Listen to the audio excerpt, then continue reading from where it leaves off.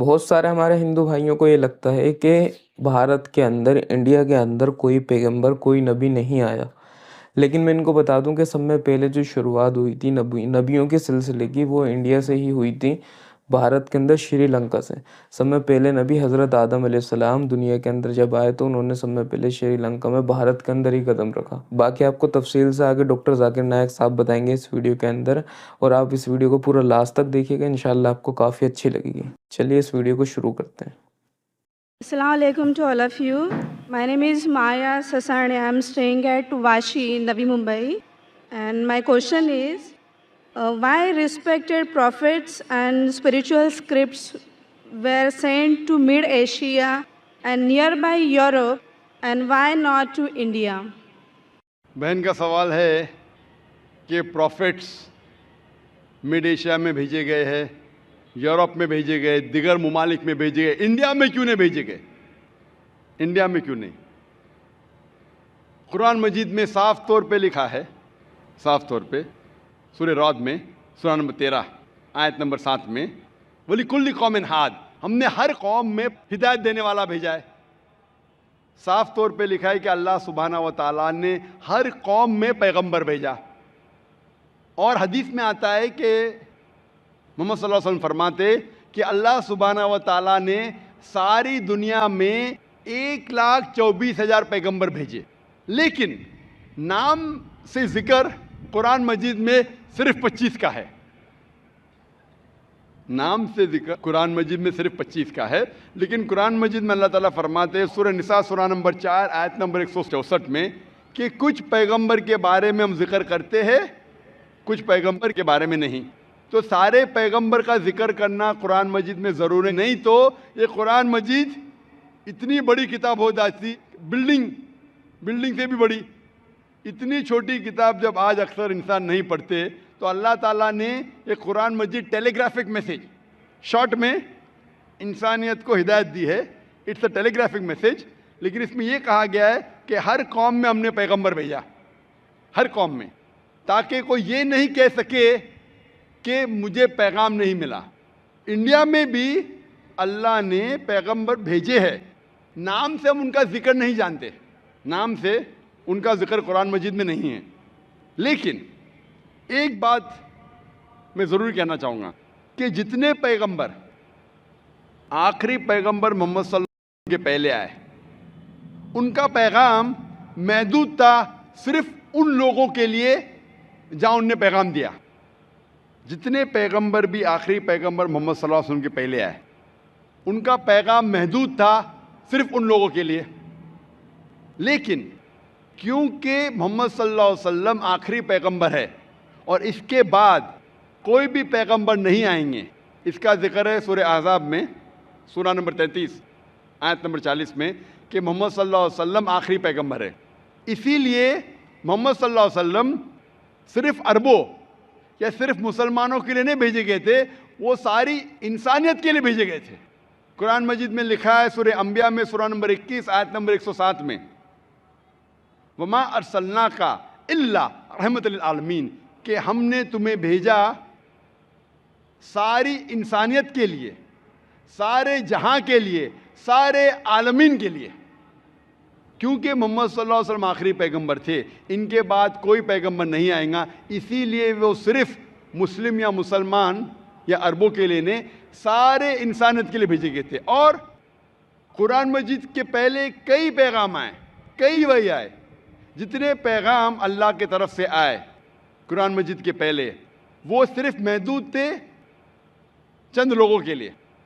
लेकिन क्योंकि कुरान मजीद अल्लाह का आखिरी कलाम है, वो सिर्फ अरबों या मुसलमानों के लिए नाजिल नहीं किया गया था, वो सारे इंसानियत के लिए नाजिल किया गया है। और इसका जिक्र आता है सूरह इब्राहिम में सूरा नंबर 14 आयत नंबर 52 और सूरह बकरा सूरा नंबर 2 आयत नंबर 185 में कि हमने ये कुरान सारी इंसानियत को हिदायत के लिए नाजिल किया है। तो इसीलिए आज कुरान और मोहम्मद सल्लल्लाहु अलैहि वसल्लम का पैगाम सिर्फ मुसलमानों या अरबों के लिए नहीं, पहले जितने पैगंबर आए, जितने भी अल्लाह के कलाम भेजे गए, वो सिर्फ महदूद थे कुछ लोगों के लिए। आज आप चाहे हिंदुस्तान में रह रहे हो या यूके में या सऊदी अरेबिया में या यूएसए में या कनाडा में, सारी इंसानियत को मानना चाहिए आखिरी पैगाम कुरान मजीद और आखिरी पैगंबर मोहम्मद सल्लल्लाहु अलैहि वसल्लम। इसीलिए इसका जिक्र, मोहम्मद सल्लल्लाहु अलैहि वसल्लम का जिक्र सारे दिगर मज़ाहिब में है कि ये आखिरी पैगंबर आने वाले हैं। बाइबल में है, हिंदुओं के किताब में है, पारसियों की किताब में है, यहूदी की किताब में है। इसीलिए आज आप चाहे दुनिया में किधर भी रह रहे हो, कोई भी ख़ानदान में पैदा हुए होंगे, आपको मानना चाहिए कुरान मजीद और मानना चाहिए आखिरी पैगंबर मोहम्मद सल्लल्लाहु अलैहि वसल्लम। आप आस्क वन मोर क्वेश्चन। जी हाँ बहन। मतलब इस्लामिज़म में रीबॉर्न होना यानी दूसरा जन्म तो है नहीं, राइट? तो फिर हाँ, क़यामत के वक्त अल्लाह सबको फिर से मतलब ये करेंगे, तो वो मुझे कंसेप्ट समझ में नहीं आया। बहन ने पूछा कि इस्लाम में रीबॉर्न, रीबर्थ तो नहीं होता, फिर से आप दुनिया में पैदा नहीं होते, लेकिन आखिरत में फिर से उठाया जाए, उसका कॉन्सेप्ट नहीं समझे। आप अगर पढ़ेंगे ये जो कॉन्सेप्ट है हिंदू धर्म में जो रीबर्थ का, ये कॉन्सेप्ट कुछ किताबों में है, लेकिन ऊंची किताब अगर आप पढ़ेंगे, Veda, the cycle of birth and rebirth is called samskara. Sanskrit में इसे कहते संस्कारा। ये हिंदू विद्वानों ने, पंडितों ने इसका जिक्र किया, लेकिन इसका जिक्र वेद में कहीं नहीं आता है। वेद में कहा गया है पुनर्जन्म। पुनर्जन्म सुना आपने? बहन सुना है? जी हाँ। पुनर के मतलब फिर से वापस, पुनर का मतलब नेक्स्ट, वापस। ठीक है, मान गया। पुनर मतलब नेक्स्ट, अगला, वापस। जन्म मतलब लाइफ, जन्म मतलब जिंदगी, फिर से जिंदगी, वापस जिंदगी। इससे इस्लाम को कोई हर्ज नहीं। इस्लाम भी इसमें मानता है। इस्लाम में भी अल्लाह ताला फरमाते सूरह बकरा में कि अल्लाह ताला ने आपको जिंदगी दी, फिर मौत दी, फिर से जिंदगी दी। यानी इस्लाम में भी हम मानते हैं कि हमारा पुनर्जन्म होगा, लेकिन एक बार, वो आखिरत में। तो पुनर्जन्म इस्लाम में भी लिखा है, लेकिन संस्कारा ने, जो हिंदू विद्वान कहते जिंदगी फिर मौत, फिर जिंदगी, फिर मौत, फिर जिंदगी और मौत, और अब 7 बार लेंगे जन्म इंसान जैसा, इसका जिक्र वेद में कहीं भी नहीं है। मैं चैलेंज करता हूं। ये पंडितों की विचार थी, सोच थी, ये साबित करने के लिए कि कुछ बच्चे पैदा होते बीमार, कुछ पैदा होते अच्छी सेहत के साथ, कुछ बच्चे पैदा होते अपाहिज, कुछ अच्छी सेहत के साथ, कुछ अमीर, कुछ गरीब। तो खुदा भगवान अनजस्ट नहीं हो सकता।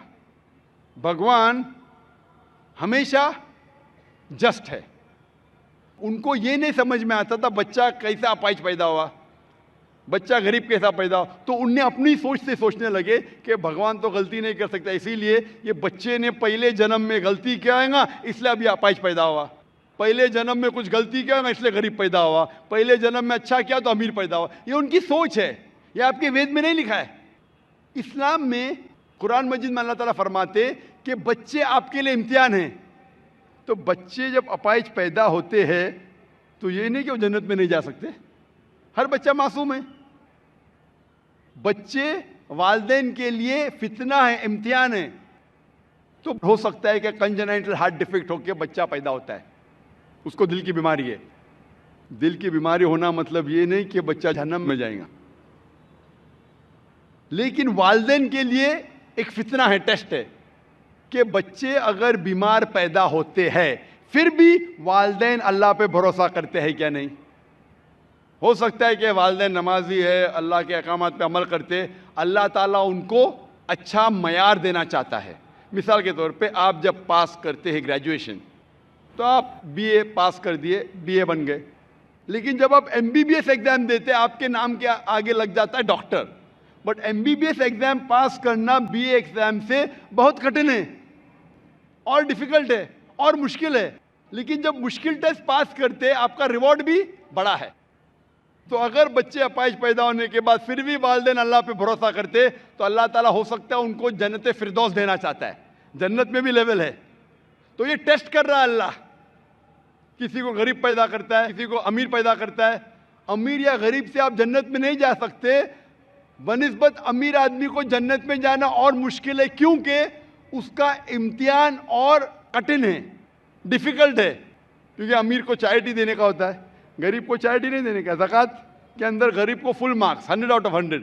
अमीर हो सकता है बोलेगा मैं नहीं दूंगा तो 0 मिला, हो सकता है वो आधा दे रहा है तो आधे मार्क्स मिलेंगे। गरीब को 100 आउट ऑफ 100। हम कहते हैं गरीब है, गरीब के और चांसेस है जन्नत में जाने के लिए। हम कहते हैं गरीब इंसान है, ये हमारी सोच है। अल्लाह ताला इम्तिहान ले रहा है। अल्लाह ताला कहता है कि दौलत एक इम्तिहान है। तो ये हिंदू विद्वान इसे समझ नहीं सके तो संस्कारक है, मौत जिंदगी, मौत जिंदगी, मौत जिंदगी। लेकिन वेद में लिखा है पुनर्जन्म, एक बार आप इस दुनिया में आएंगे, इसके बाद आपकी मौत आएंगी, फिर से उठाया जाएगा आखिरत के दिन पे, और उस दिन आपका हिसाब किताब होगा। फिर अल्लाह ताला आपका हिसाब किताब लेंगे कि जो अल्लाह ने इंसानों से फरमाया था कि एक खुदा में मानो, आपने खुदा में माना कि नहीं, बुत परस्ती मत करो, आपने किया कि नहीं, आखिरी पैगंबर मोहम्मद सल्लल्लाहु अलैहि वसल्लम ने मानो, आपने माना कि नहीं, आपने सलाह पढ़ी क्या नहीं, आपने चैरिटी दी क्या नहीं, आपने रोज़ा रखा कि नहीं। तो ये अल्लाह ताला हिसाब किताब करने के बाद आपको ग्रेस मार्क भी दे सकते। उसके बाद फिर फैसला करेंगे कि आप इस इम्तिहान में सफल हुए क्या नहीं। सफल होंगे तो जाएंगे स्वर्ग में, जन्नत में। अगर सफलता नहीं पाएंगे तो आप नरक में जाएंगे, जहन्नम में जाएंगे। तो ये आपके ऊपर अल्लाह ताला ने छोड़ा है कि अगर हिदायत देने के बाद, आपको सही चीज़ बताने के बाद आप अल्लाह के अहकामात पे अमल करते हैं क्या नहीं। तो मैं आपसे पूछना चाहता हूँ बहन, कि आप मानते हैं कि खुदा एक है? जी बिल्कुल। आप मानते हैं कि बुत परस्ती गलत है? हाँ। आप मानते हैं कि मोहम्मद सल्लल्लाहु अलैहि वसल्लम आखिरी पैगंबर है? हाँ।